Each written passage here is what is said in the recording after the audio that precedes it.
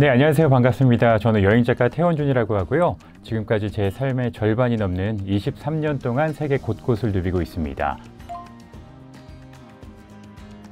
삼행시는 운이 있어야 되니까 제 이름으로 하도록 하겠습니다. 이렇게 돌이켜보면 저는 정말 어릴 때부터 여행을 꿈꿨고, 또 아버지께서 저희가 어릴 때부터 많은 여행을 데리고 다니셨기 때문에 태어날 때부터 원 없이 돌아다닐 수 있도록 준비된 그런 여행자가 아닐까 생각을 해봅니다. 짧지만 강렬하죠. 제가 대학을 졸업하고 나서 그 즈음부터 조금 집안에 슬픈 일들이 닥쳐오기 시작을 했습니다. 그때 저도 힘들었지만 어머니께서 참 많이 힘들어 하셨거든요. 그래서 제가 그런 모습을 보고 있다가 자식으로서 어머니의 마음을 조금이나마 치유해 드릴 수 있는 무언가를 해야 되지 않을까 이런 생각을 하다가요, 어머니의 손을 잡고 여행을 떠나보기로 결심을 하게 되었고, 한 달 정도의 짧은 여행을 제가 계획하고 떠났는데, 어머니께서 한 달 동안의 여행을 마치신 뒤에 한국으로 돌아가야 되는데 문득 이런 말씀을 하시는 거예요. 원준아, 엄마는 살면서 처음으로 내일이 기대가 된다. 딱 이렇게 말씀하시는데 저에게는 그 말씀이 너무나 감동적이었던 거죠. 당장 내일 어딜 갈지도 모르고 누굴 만날지도 모르고 무엇을 볼지도 모르다 보니까 어머니가 너무너무나 설레고 매 순간순간이 기대되는 그런 상황을 맞이하셨던 것 같습니다. 그래서 결국 저는 그 말씀에 큰 감동을 받아서 여행을 연장하기로 이제 계획을 하게 되고요. 그렇게 뒤에 너무나 많은 이제 이야기들이 있는데, 어머니와의 여행을 계기로 여행 작가가 되었고 계속해서 여행 작가로 이렇게 살아가고 있네요. 제가 여행을 한마디로 좀 정의해달라 이런 질문을 많이 받기도 하는데, 저는 그럼 늘상 그런 말씀을 드리거든요. 또 다른 나를 마주하는 것이야말로 진짜 여행이다 이렇게 말씀을 드리는데, 여행을 떠나게 되면은 우리는 일반적으로 평소보다 더 똘똘해지고 더 과감해집니다. 공항에 도착했는데 숙소에 어떻게 갈지 몰라서 한국으로 돌아가겠다 이러시는 분들은 없잖아요. 그 순간 막 공항에도 여쭤보고 길 가는 사람 막 잡고 물어보고 어떤 어려움들을 슬기롭게 다 헤쳐나가시게 되고요. 평소와는 또 이제 일상 속에서와 나와는 완전히 다른 또 다른 내가 길 위에 딱 서게 되는데, 저는 그 또 다른 나를 마주하시는 거야말로 진정한 여행이 아닐까 생각을 해봅니다. 여행 전후를 저는 나눌 수도 없는 게 계속해서 여행을 다니기 때문에 어떻게 보면 여행을 갈 때마다 갱신된다고 저는 생각을 하거든요. 갈 때마다 어떤 제 사고가 팽창하고 제 안에 우주가 넓어진다고 해야 될까요? 왜냐하면 우리가 여행을 하다 보면은 풍경을 보고 어떤 다양한 경험을 하기도 하지만 그 안에서 참 많은 사람들을 만나게 됩니다. 제가 길 위에서 만났던 모든 사람들 다 제 스승이라고 얘기를 하거든요. 정말 다른 문화, 다른 성별, 다른 종교, 다른 국적, 다른 생각을 가진 사람들과 끊임없이 많은 소통을 통해서 많은 사람들과의 교류를 통해서 내 안의 생각들이 계속 넓어지고 문화 다양성이 조금 더 넓어진다고 해야 될까요? 평소라면은 이런 거는 좀 힘들겠지, 이런 건 안 되겠지, 이런 것들조차도 교류를 하다 보면은 다 가능할 수도 있겠다는 생각을 하게 되면서 내 머릿속에 있는 사고의 대부분은 길 위에서 형성되었다 이렇게 고백을 할 정도로, 그 모든 사람들에게 귀 기울이다 보면은 그 지역에 대해서 또 여러 가지 생각에 대해서 팽창을 시킬 수 있고 더 여러 가지 사고를 넓혀갈 수 있는 그런 순간들이 있었기 때문에 스스로가 조금씩 더 성장하고 생각이 더 넓어진다는 생각을 하게 되는 것 같습니다. 중남미야말로 지구의 하이라이트다.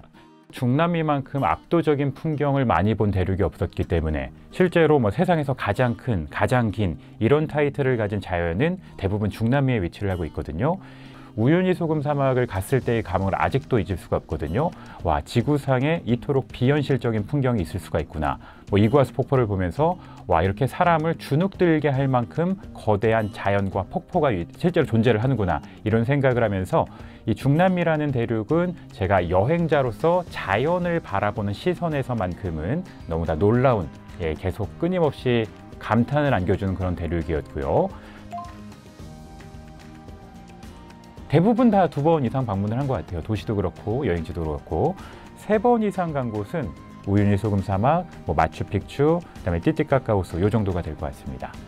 되게 정말 운이 좋은 사람이죠. 많은 분들이 평생 꿈꾸는 곳인데 우유니 소금 사막을 제가 또 3번이나 갔었던 이유가, 우유니 소금 사막은 일단 또 우기하고 건기의 모습이 완전히 다르고 아침과 저녁, 뭐 밤의 풍경도 완전히 다르거든요. 그래서 건기에 가시면은 이제 쫙 소금이 쌓여 있는데 그 풍경만으로도 황홀한 풍경이고요. 여름철 비가 내리는 우기에 가시면은 세상의 모든 것들이 반사되는, 또 많은 분들의 환상 속에 있는 그런 모습을 보여지기 때문에 그렇게 두 차례 갔었고, 또 밤에 별이 빛나는 모습이, 또 별이 수면에 반사된 모습이 워낙 또 아름답다고 해서 밤에 또 따로 시간을 내서 찾아간 적도 있어서 우유소금 사막도 3번을 갔었고, 그 다음에 또 제가 인상적이었던 곳은 띠띠까까 호수라고 있거든요. 그 지역은 제가 한 4번 정도 찾아갔던 것 같습니다. 개인적으로 참 좋아했던 곳이고, 그 송어 요리가 되게 유명해요.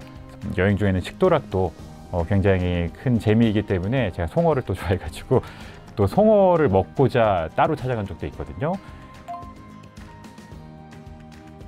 늘상 그 질문이 나오자마자 정말 자동 반사적으로 이야기를 하는 곳이 있습니다. 바로 에콰도르의 갈라파고스 섬인데요. 이 섬은 저에게는 정말 지상 낙원과도 같은 곳이라서 제가 정말 여행을 할 수 있는 그런 기력이 있다면은 언제든지 계속 반복해서 가보고 싶은 곳이거든요. 왜냐하면 기본적으로 이 갈라파고스 섬은 엄청나게 위대한 자연을 예전 모습 그대로 품고 있는 곳이라서 지붕 없는 자연사 박물관이라고 불리는 곳이고요. 그냥 지천에 널려 있는 게 동물들입니다. 조금 걷다 보면은 거리에 이구아나들 돌아다니고, 바닷가 가면은 물개들이 수백 마리씩 돌아다니고, 새들도 사람 곁에서 계속해서 함께 생활을 하면서 살아가거든요. 그리고 더 놀라운 점들은 이 많은 동물들이 사람을 전혀 경계하지 않습니다. 정말 바닷가에 사람과 바다거북과 물개랑 물새들이 같이 공존을 하고 있습니다. 같이 막 여기저기서 살아가거든요. 그래서 이런 모습을 보면서 와, 인간과 동물이 아무런 거리낌 없이 공존하는 지구상의 마지막 남은 공간이 바로 여기구나. 여기야말로 지상낙원이 아닐까 생각이 들어서, 제가 코로나19 직전에도 해외에 머물고 있었거든요. 제가 유럽 여행을 하고 있었는데 코로나19가 터지면서 제가 어쩔 수 없이 한국으로 돌아오게 되었어요. 그리고 한국에 돌아온 뒤에 해외여행은 쉽지는 않으니까 오히려 이 시기를 기회 삼아서 우리나라를 조금 차근차근 둘러보면 어떨까라는 생각이 들어서 제가 작은 캠핑카를 한 대 구입을 해가지고요. 거기서 먹고 자고 하면서 3년 동안 집에 안 들어가고 길 위에서 살았어요. 우리나라에 총 161개의 시군이 있는데 3년 동안 그 161개의 시군을 다 돌았습니다. 그래서 추천드리고 싶은 곳이 워낙 많다 보니까 한 도시를 좀 생각을 해보자면은 저는 충남 예산군이 참 재밌다고 생각을 하거든요. 충남권에서 대단히 큰 예당호라고 하는 저수지가 있거든요. 예전에 농업용수 공급을 위해서 생긴 저수지인데 그 호수를 따라 걷는 것도 굉장히 훌륭한 데다가 그 위에 되게 멋진 출렁다리가 하나 생겼어요. 중앙에 주탑이 있기 때문에 올라가시면 전망대 역할을 하게 되거든요. 또한 야경도 되게 화려합니다. 밤이 되면은 음악 분수쇼도 하고요. 벽에다 여러 가지 조명을 쏴가지고 미디어 쇼도 하고, 이렇게 한 공간이지만 여러 가지 볼거리가 있어서 예당호 출렁다리도 되게 훌륭하고요. 그다음에 멀지 않은 곳에 보부상 테마파크라고 있습니다. 들어가시면 관련된 자료나 여러 가지 박물관이 있어서 여러 가지 재미있는 또 전시물들 보실 수가 있고요. 또 나오시면은 그 자체로 약간 타임머신을 타고 조선시대로 들어간 듯한 느낌을 받으실 수가 있어요.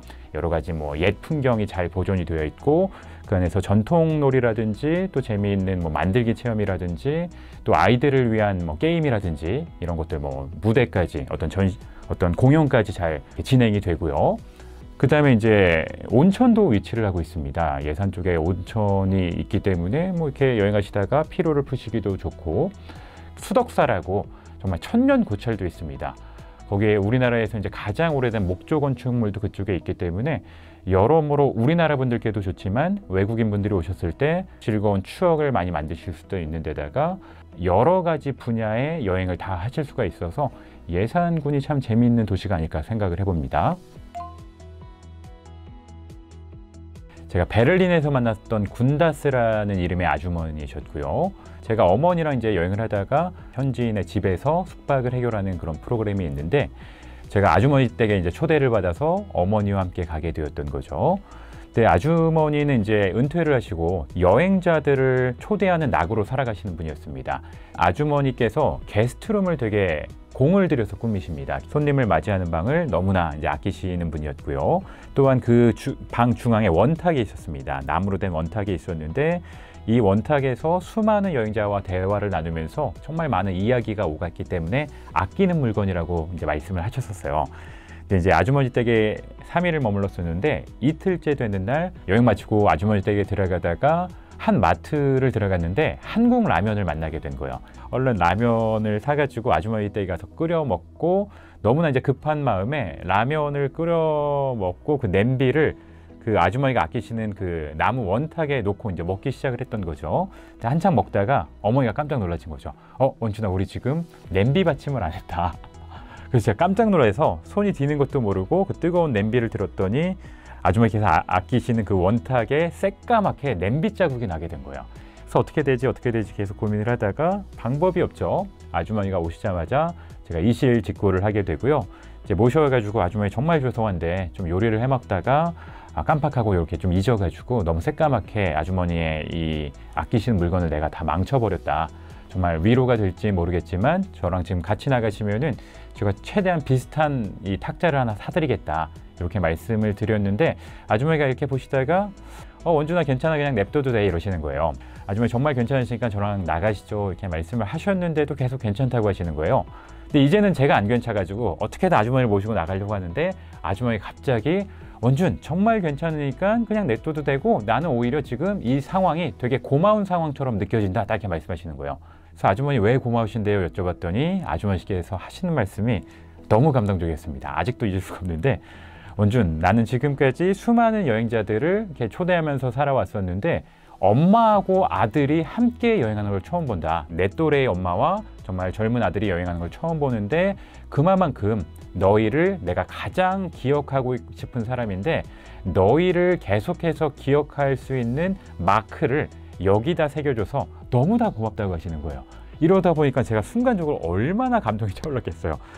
사람이라는 존재가 이토록 따뜻할 수도 있구나. 이렇게 말도 안 되는, 어떻게 보면은 너무나 큰 신뢰를 범했음에도 나에게 이렇게 큰 감동을 안겨줄 수도 있구나라는 생각이 들어서 제가 여행하면서 겪었던 사람 간의 에피소드 중에서는 좀 가장 따뜻하고 감동적인 이런 좀 사연이 아니었을까 생각을 또 하게 되네요. 칠레에 칠로의 섬이라고 있거든요. 되게 오랜 또 목조 전통 가옥이 유명한 섬인데 그 섬에 유명한 또 전통 음식 중에 꾸란또라고 있습니다. 이렇게 해외를 나가보다 보면은 우리나라처럼 이렇게 뜨끈하고 시원한 좀 이렇게 매콤한 탕이나 여러 가지 뭐 국물을 많이 이제 먹는 문화가 별로 없습니다. 남미도 그렇게 많은 제가 국물을 먹어보지 못했는데 이 꾸란또 같은 경우는 호불호가 갈릴 수 없이 우리나라 분들도 좋아할 수밖에 없는 음식이거든요. 닭고기나 뭐 돼지고기, 뭐 소세지, 우리가 다 좋아할 만한 뭐 육류하고 감자하고 또 현지에서 난 해산물들, 조개라든지 뭐 여러 가지 해산물들을 그냥 한 대 넣어서 푹 끓이는 음식이거든요. 이러다 보니까 그 육수도 굉장히 좀 시원하고 우리에게 감칠맛이 나는 그런 편입니다. 고기와 해산물을 육수와 함께, 국물 요리와 함께 먹게 되거든요. 그래서 지금까지도 여행을 다니면서 제가 먹었었던 전통 음식 중에서는 가장 맛있었고 훌륭했던 음식이기 때문에 뭐 가장 맛있었던 음식, 해외 음식 하면은 늘 꾸란또를 말씀을 드렸던 것 같습니다. 저에게는 이제 가장 큰 개인적인 난관은, 저는 여행을 떠나면은 짧은 여행이 그렇게 많지는 않습니다. 일단 한번 떠나면 뭐 한 달, 뭐 길게는 막 6개월, 막 1년 이렇게 되기 때문에 이 안에서 저의 가장 큰 난관은 어느 순간 매너리즘에 빠질 때가 있습니다. 너무나 대단한 풍경을 봤다면은, 가령 뭐 마추픽추를 보고 난 뒤에 다른 뭐 고대 도시를 가면은 그렇게 좀 감흥이 떨어질 수밖에 없겠죠. 이미 대단한 걸 봤기 때문에 내가 지금 이걸 봐서 뭐하나, 내가 지금 뭘 하고 있나, 내가 지금 더 대단한 걸 찾기 위해서 뭐 더 볼 게 있나, 이런 식으로 약간 그런 감정에 빠질 때가 있는데 그 순간에는 아무것도 하지 않아요. 내가 지금 이걸 왜 하고 있지? 이미 대단한 걸 봤는데 뭐 더 대단한 걸 보겠다고 다니고 있지? 그럴 때는 여행을 잠깐 멈춥니다. 3, 4일 정도 여행을 멈춘다고 해서 일정에 큰 무리를 주진 않거든요. 아무것도 여행에 대한 생각 안 하고 계속해서 그런 것들을 하는 거죠. 막 영상 보면서 키득대고 인터넷 막 하면서 친구들과 막 소통도 하기도 하고 그냥 아무것도 그냥 여행에 대해 생각 안 하고 3, 4일 동안 꼼짝없이 숙소에 갇혀서 나가지도 않는 거죠. 식사 같은 경우도 밖에서 사와서 막 안에서 먹기도 하고 계속 그러다 보면은 또 어느 순간 정말 3, 4일이 지나면 거짓말처럼 지금까지 3, 4일 동안 행동들이 또 질리기 시작을 합니다.